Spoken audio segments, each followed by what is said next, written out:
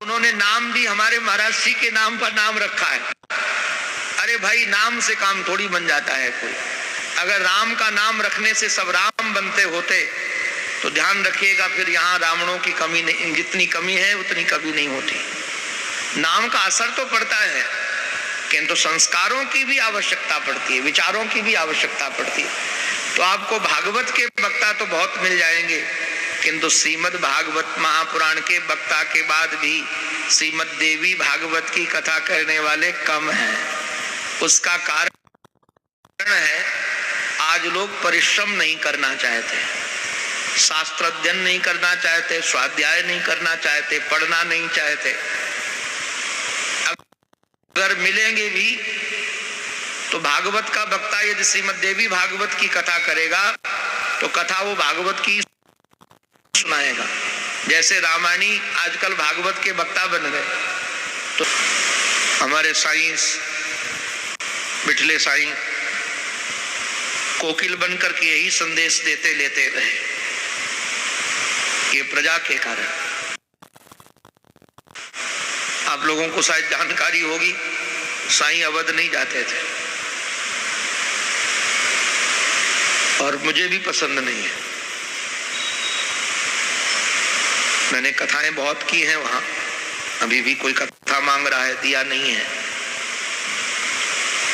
पता नहीं, सुना सुना लगता है। और वो धोबी नहीं, मुझे पूरा समाज दूषित लगता है उस विषय में। आपको क्या कहें, वो धोबी तो बेचारा बलि का बकरा बन गया। राम जी ने सभा बुलाकर ये बात रखी थी कि हमने ऐसी चर्चा सुनी है, आप लोग क्या कहते हो इस विषय में। एक भी धोबी के विरोध में स्वर नहीं उठा था, सब लोगों ने आंखें नीचे कर ली थी। तो मैं निवेदन कर रहा था आप सबको, हमारी सियाजू को जो समाज का कलंक लगा सकता है, हमारे कन्हैया को मणि की चोरी लगा सकता है और प्रसेन की हत्या में दोषी मान सकता है, वो हमें आपको क्या मानेगा, भगवान मालिक है। कुमार के चरणों में प्रणाम करके कुंभज ने कहा कि महाराज हमको देवी भागवत की कथा सुनाइए। देवी भागवतम नाम पुराणम परमोत्तमम त्रैलोक्य जननी साक्षात गीयते यत्र शाश्वती, जिसमें साक्षात जगत जननी त्रिलोक की मां की चर्चा की गई है। आप कृपा करके हमको वो कथा सुनाइए। हमारे श्री स्कंद देव जी महाराज ने बताई कथा। स्कंद कहते हैं कि वैसे तो देवी भागवत की महिमा कोई 100 वर्ष तक करे तब भी पूरी कथा नहीं कर सकता है, सक्षम नहीं है, किंतु संक्षेप में मैं आपको उसकी चर्चा कर रहा हूं। या नित्या सच्चिदानंद रूपिणी जगदम्बिका साक्षात समाश्रिता यत्र भुक्ति मुक्ति प्रदायनी, जो पराम्बा जगदम्बा भगवती की आराधना करता है, निश्चित रूप से उसके पास किसी प्रकार की कोई कमी नहीं रहती है। हमारे श्री कुमार स्वामी ने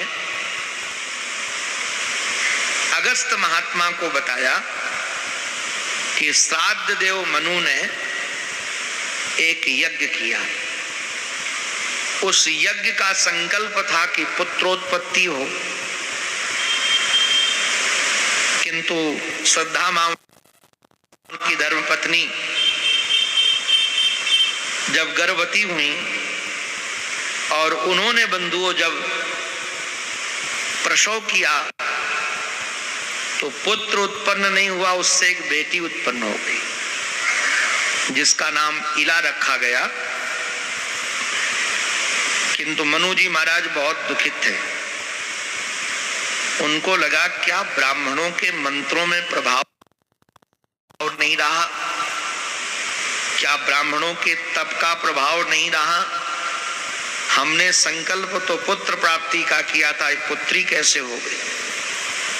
आचार्य चरण ने ध्यान धर के जब देखा तो उनको पता चला कि माताजी ने होताओं से संकल्प बदलवा दिया था।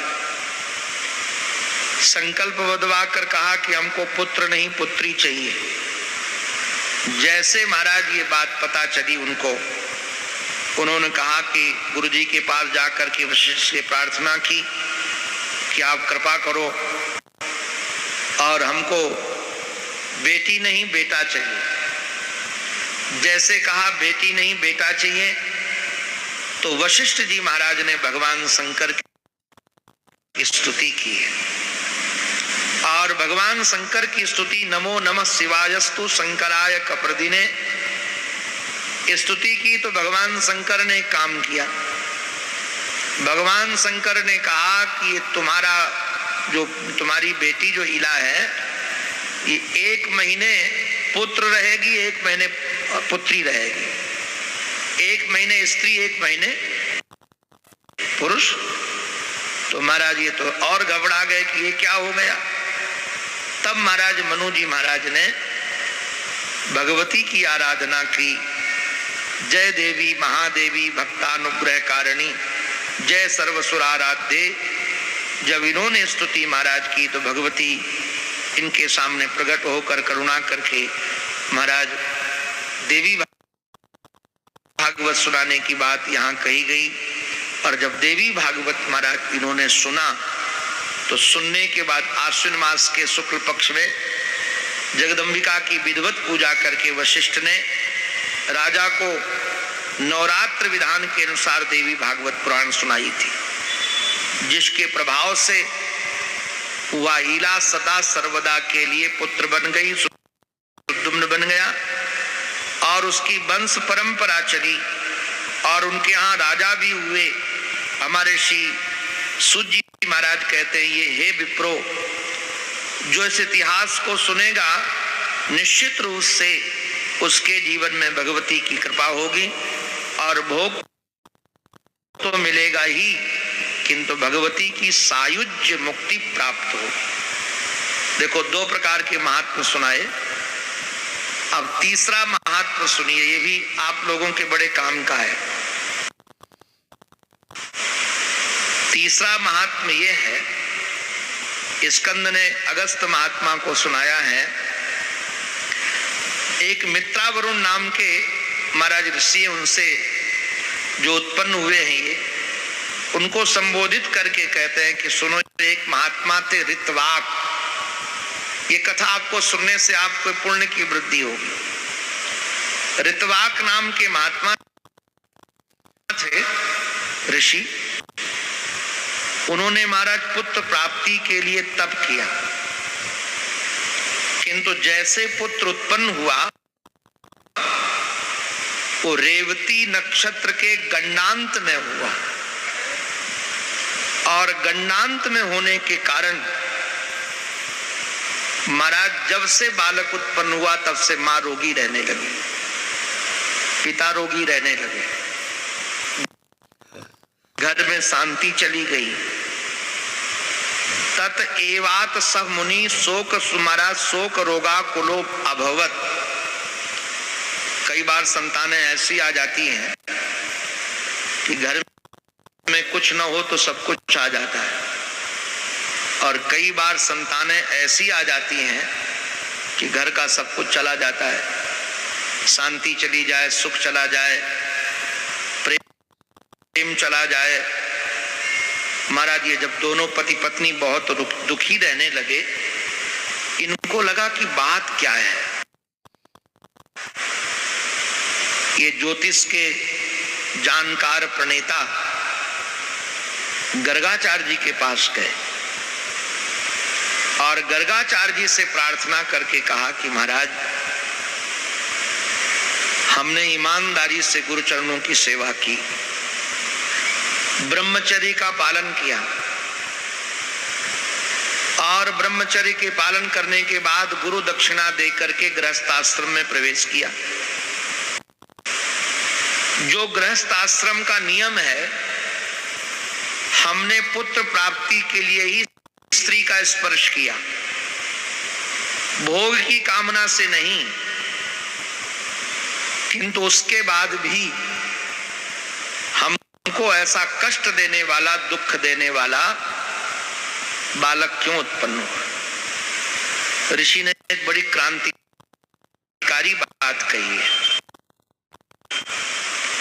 ये ऋषि कहते हैं, धन्यास्ते मानवा लोके सुपुत्रो यद गृहे स्थितः।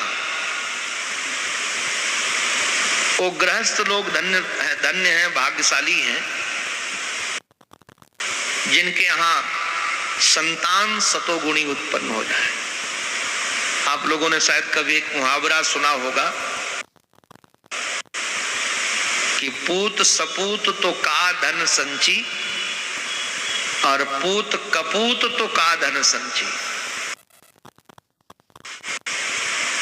यदि पुत्र सतपुत्र है तो धन संग्रह की जरूरत नहीं है, बेटा अपने आप कमा लेगा। और यदि कुपुत्र है तब भी धन संचय की जरूरत नहीं है। कई लोग सोचते हैं कुपुत्र होगा तो धन संचय कर लेंगे तो काम आएगा। नारायण कुपुत्र यदि हुआ, पैदा हुआ आपके घर में, तो आपसे कैसे पैसा निकाल लेगा आपको पता ही नहीं चलेगा। अब एक माताजी ने हमको बताया कि उनके पति का देहांत हो गया, बैंक में कुछ रुपया छोड़ गए थे उसके नाम, उनके पति, उससे ब्याज से वो काम चलाती थी। पुत्र एक दिन रोते हुए आया, माँ मेरी किडनी खराब हो गई, और नकली रिपोर्ट बना के लाई। उन्होंने कहा, बेटी रेवती नक्षत्र तो पतित हो चुका है, इस समय रेवती नक्षत्र नहीं है, तो क्या तुम्हारा ब्याह नहीं होगा? तो महाराज देवती ने पूछा, पिताजी क्यों नहीं है? बताया कि एक ऋषि ने उनको श्राप दे दिया था, कृतवाक नाम के। उस बेटी ने कहा कि पिताजी आपका भी तब कोई कम नहीं है, मैं जानती हूं आप एक नई सृष्टि बना सकते हो। यदि कोई ऋषि उस नक्षत्र को पतित कर सकता है तो क्या एक ऋषि उसको पूर्व स्थापित नहीं कर सकता है? ये प्रमुद नाम के महात्मा ने, ऋषि ने संकल्प करके उसको वहां स्थापित किया है। और महाराज उनका ब्याह हुआ। ब्याह हो जाने के बाद पुत्र प्राप्ति के लिए इन्होंने महाराज यज्ञ किया, जैसे आप लोग कर रहे हो। और एक बार नहीं 5 बार देवी भागवत सुनी। लोमस महात्मा से उन्होंने जब 5 बार देवी भागवत सुनी है, तो उसी महाराज दुर्मत के यहाँ रेवती के रैवत हुए हैं, और जो रैवत साक्षात मनु के रूप में उनकी स्थापना हुई है, क्योंकि इन्होंने महाराज आराधना की थी। और एक निवेदन और भी करता चलूं आपके सम्मुख। आप लोगों से हमारी प्रार्थना, हमारे आचार्य चरण तो आराधना कर ही रहे हैं।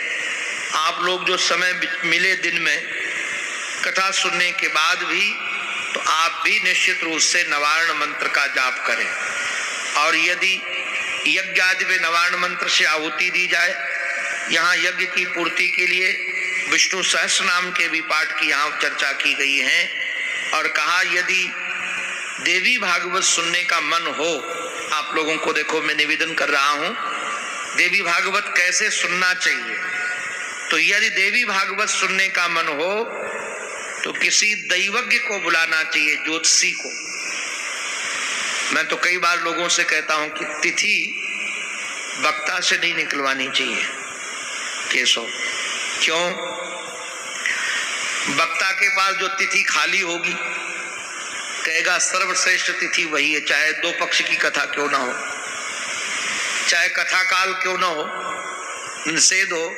वक्ता लोग तो कह देंगे दीना नाम नियमो नास्ति, यथा सरित्सु प्रवरः गंगा, जैसे नदियों में प्रवर गंगा है, देवों में प्रवर भगवान शंकर हैं, काव्ये रामायणम यद्वत्, काव्य में रामायण वाल्मीकि रामायण जैसे श्रेष्ठ है, और ज्योतिषों में जैसे रवि श्रेष्ठ हैं।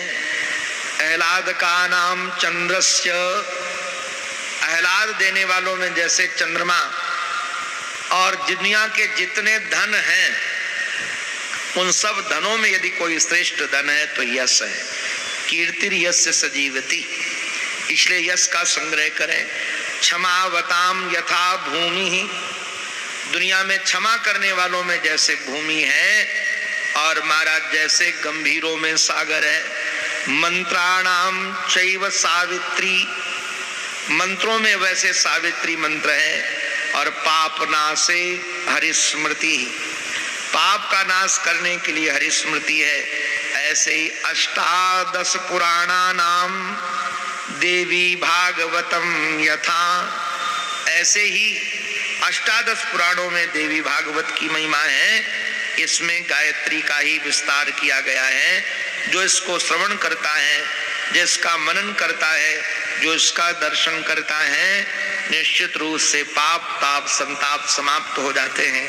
अब हमारे श्री वेदव्यास जी महाराज ने, वैसे तो आधा ही है श्लोक, ओम सर्व चैतन्य रूपाम तामाद्याम विद्याम च धीमहि, यही मंगलाचरण है इसका। बुद्धिम या न प्रचोदयात्, जैसे गायत्री का उच्चारण ऐसे उच्चारण किया गया है। जो सर्व चैतन्य स्वरूप है, आदि शक्ति हैं, ब्रह्म विद्या स्वरूपिणी भगवती जगदम्बा हैं, हम उनका ध्यान करते हैं। हमारी बुद्धि को जो प्रेरणा प्रदान करने वाली हैं, ऐसे बुद्धिम या न प्रचोदयात्। इसके बाद हमारे शौनक आदि महापुरुषों ने यह दिव्य गाथा सुनाई है, जिसकी चर्चा हम क्रमशः करेंगे। अभी हम सब मिलकर के एक भजन का आनंद ले लेते हैं, और भजन के बाद थोड़ी सी चर्चा करके आज के सत्र को हम विश्राम देंगे। अभी हम सब लोग भजन का रस लें, और भजनोपरांत मूल भागवत देवी भागवत की थोड़ी सी चर्चा करके, इसकी जो विशेषता है वह बता करके, प्रारंभ में 2-4 अध्यायों की चर्चा करके आज के सत्र को यहीं विश्राम देंगे। अभी हम सब मिल करके भावपूर्ण हृदय से भगवती के भजन का रस लें। आप सबसे हमारी प्रार्थना है, भजन में आज तो कथा लेट हुई है,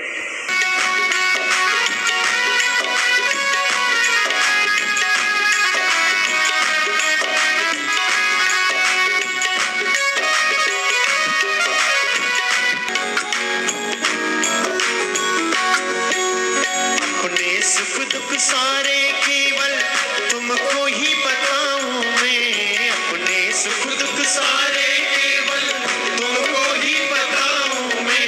तीज त्योहार सारे तेरे साथ मां मनाऊं मैं, तीज त्योहार सारे तेरे साथ मां मनाऊं मैं। छोड़ू कभी ना ये आंचल तेरा, छोड़ कभी ना ये आंचल तेरा, छूटे कभी ना ये आंगन तेरा। जब तक हो मैया जीवन में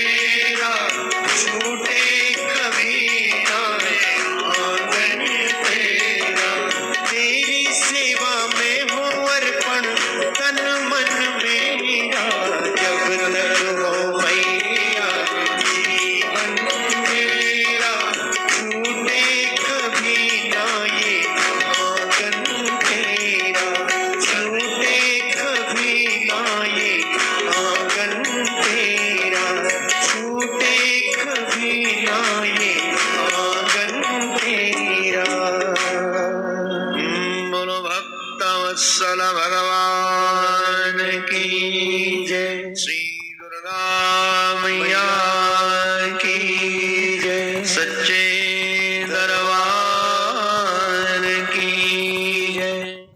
मेरे प्यारे दोस्तों, आप सबके मंगल की कामना करते हुए यहीं विश्राम देते हैं।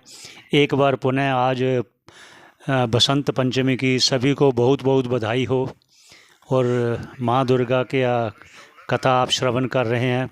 या देवी सर्वभूतेषु आत्मरूपेण संस्थिता नमस्तस्यै नमस्तस्यै नमस्तस्यै नमो नमः। पुनः पुनः सभी के मंगल की कामना करते हुए यहीं विश्राम देते हैं। पुनः भेंट होगी। पुनः आज बसंत पंचमी की सभी को बहुत बहुत बधाई हो। सभी का मंगल हो। पुनः भेंट होगी। आपको अच्छा लगे